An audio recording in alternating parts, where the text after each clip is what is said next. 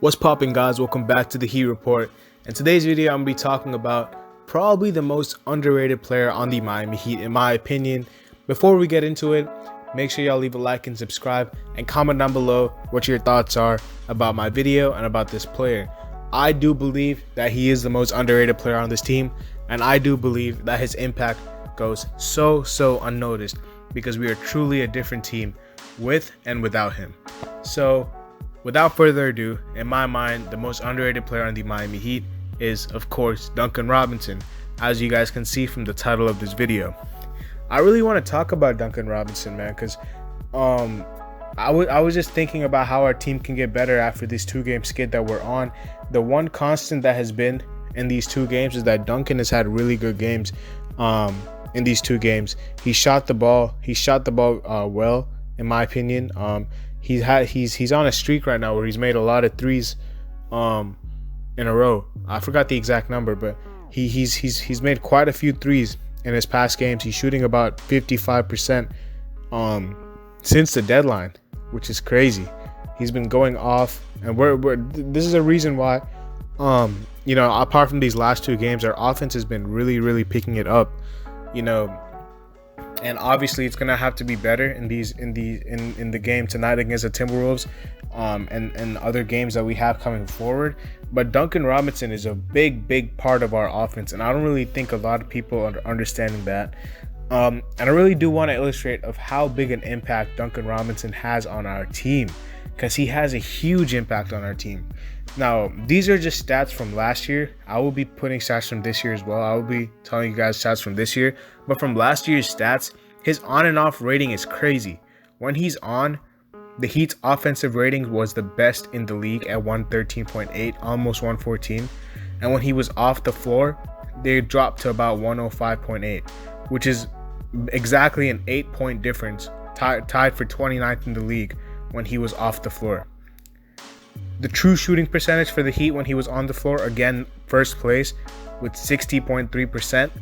And when he's off the court, 56.7%, tied for 14th.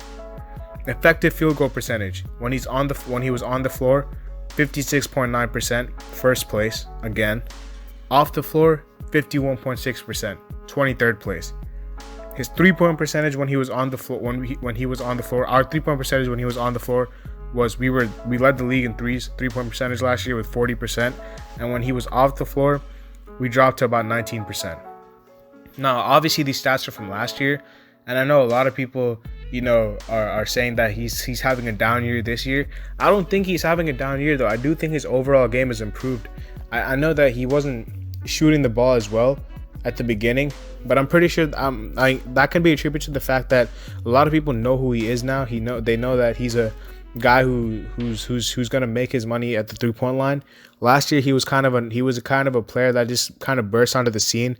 No one really knew him. He's even talked about that, like he was able to go unnoticed because people didn't really know who he was. This year, a lot of people, he's on the scouting report. He's like one of the first names behind Jimmy and Bam. Duncan's probably going to be the guy that they're keying in on because they know he's so impactful to our offense.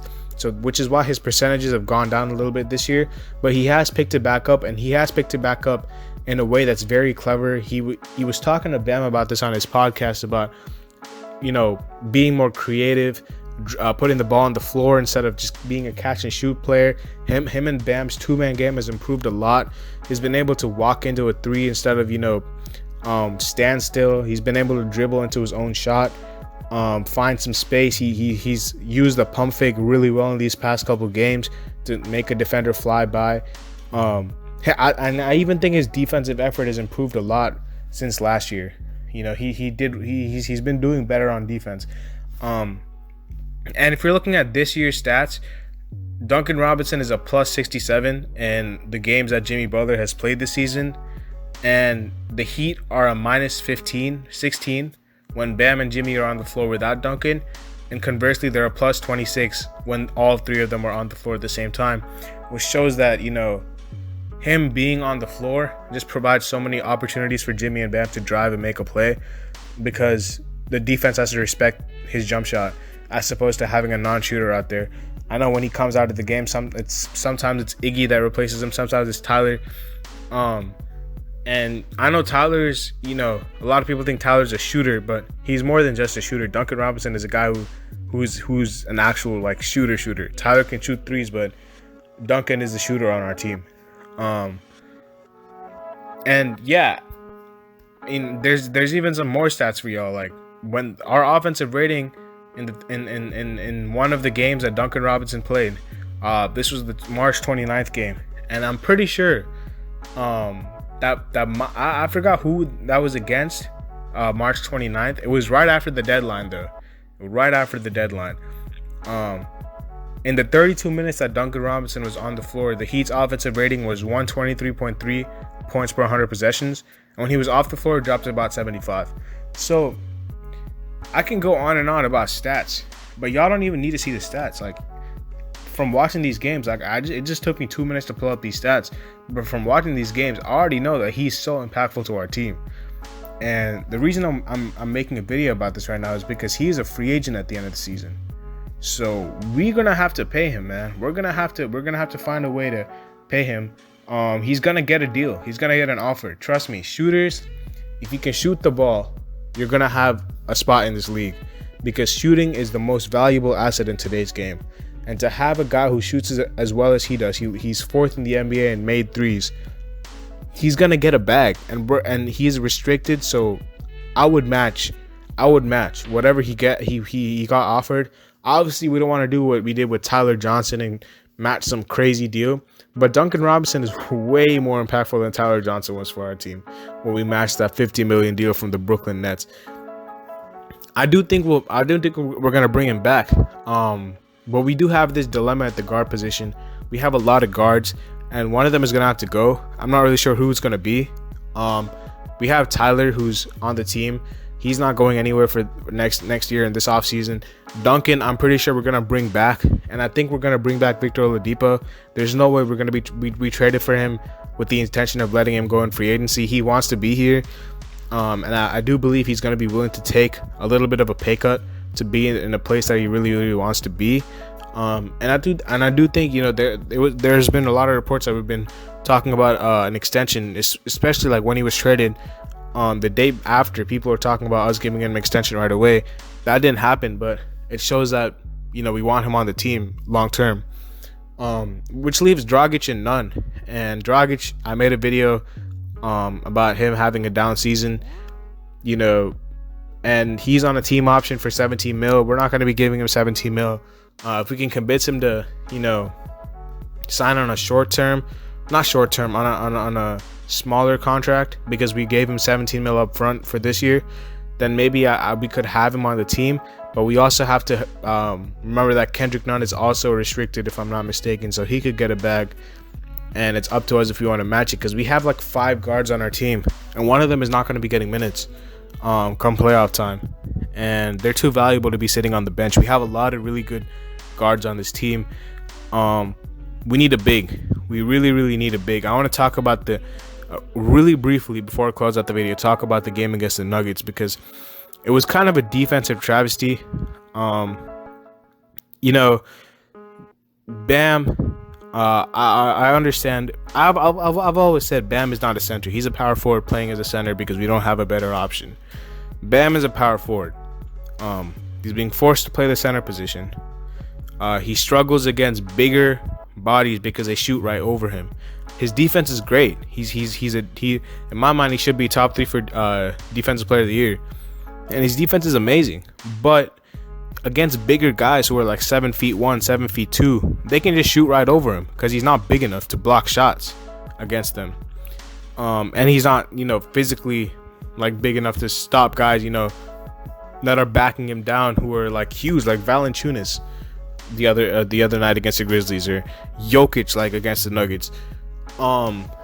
So we try to switch because the guards on our team are not good enough to hold the people on the perimeter, the guards on their team. I want everyone to like understand that. The reason why Bam switches onto the perimeter every time is because Kendrick and Duncan are not good enough to hold the guards on their own, which you saw in the second quarter, where the switching was killing us. We stopped switching, and Monte Morris just started toying with Kendrick Nunn. So we do have a dilemma with that. I do think the switching is probably going to be the way to go, but we have to develop a way to counteract, what they do to our switching system, because it's very easy for them to dump into their big. The amount of times that I found Jokic on Duncan, it was crazy. The amount of times Duncan found himself on Jokic. So we have to find a way. I thought we did this really well. We were switching against the Warriors too, and I thought we held them really well. And I think it's because we had guys fronting, we had people coming in weak side for steals. We have to figure out a way to combat this, because switching is gonna be our philosophy this year. We don't have any other option. Our starting lineup is gonna be, it's gonna be Kendrick, or it's gonna be Vio, depending on when Vio comes back. Then Duncan, Jimmy, Bam, and Trevor, or Trevor and Bam. We're not gonna start anyone else, and I really do want to see Dwayne Dedmon get minutes, man. In the 6 minutes that he played, he grabbed more rebounds than anyone except for Bam, and he blocked more shots than anyone except for Bam, if I'm not mistaken. Or I think he blocked the most shots on the team. Crazy. He's just a guy that can just clean the glass. That's what we need in our backup center. Our bench has been terrible. We got to pick up our bench scoring, which I think we will. This should be a win against the Timberwolves. I'll be very disappointed if we lose against the Timberwolves, because the Timberwolves are a team that we should be beating. I'm sorry, the Timberwolves are not that great of a team. I expect Bam to do well against Karl-Anthony Towns. He always has. And I expected us to pull it out tonight, which would end the road trip at 3-2.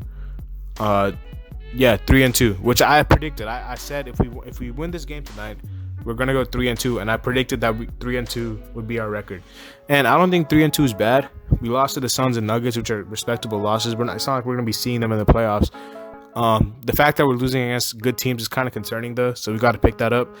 Hopefully we can get back on track. We're now at the 7th spot. We have to get back in that 4-5 range. I don't want to be in the play-in. 6 wouldn't be ideal, but I wouldn't be opposed to being 6. We play the Bucks in the first round, and as you see, we've had success against the Bucks in the past, especially last year. So yeah, we got to sort this all out, but the purpose of this video was to illustrate Duncan Robinson's impact, and hopefully you guys got that message.